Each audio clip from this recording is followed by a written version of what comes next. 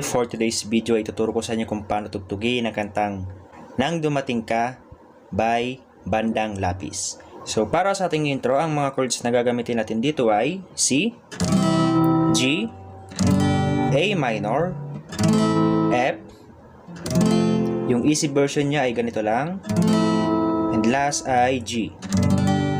Play natin yung intro.